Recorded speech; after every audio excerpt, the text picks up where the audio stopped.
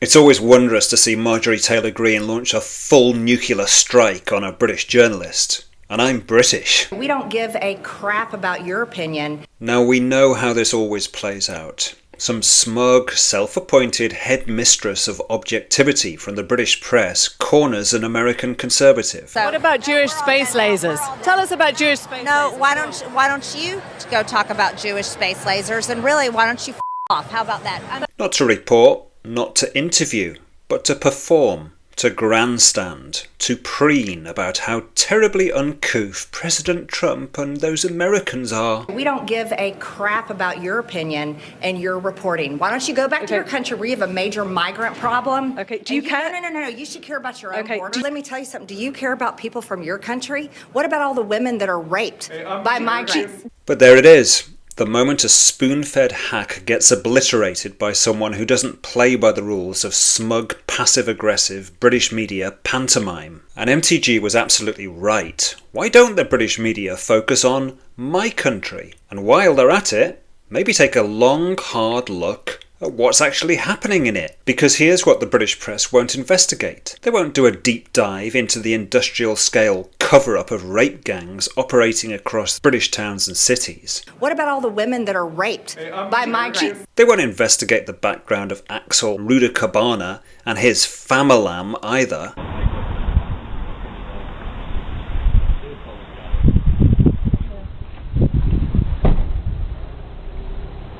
Not because it isn't newsworthy, but because it's inconvenient.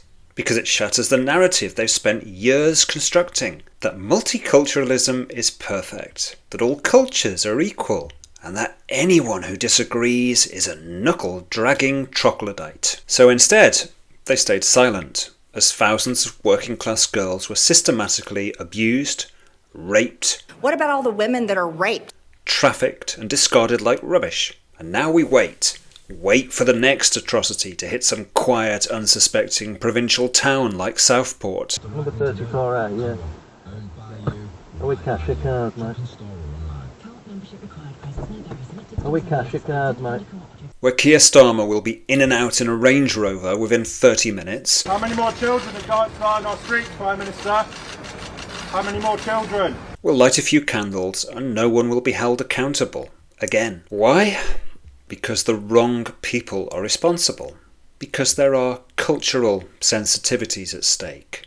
Because truth might upset someone's career prospects at the BBC or Sky News. Because it would embarrass the Uni Party and their well-paid, bloated civil service client state. The same useless elite that spent decades cooking up this mess, gorging themselves at the taxpayer trough while serving the public a plate of lies and sending us the bill via record taxes. But Marjorie Taylor Greene raising her voice? That is a crisis. That's what gets them foaming at the mouth. David Cameron needs to worry about his own country, and frankly, he can kiss my A southern accent and a spine? How horrifying. They'll do deep dives into American gun culture. They'll lecture you about backward states like Georgia or Texas, where God forbid people go to church and fly the American flag rather than the LGBT flag. They'll cry about Trump till their eyes bleed, but they refuse to investigate what's on their own doorstep, like why there's now a Turkish barber and a vape shop every 50 yards on every high street in Britain. Minimal customers, just blank-faced, military-aged men sitting in the window scrolling TikTok for 12 hours a day, but with a brand new BMW or Benz outside.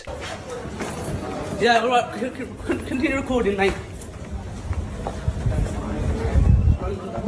Kids out here, you dickhead!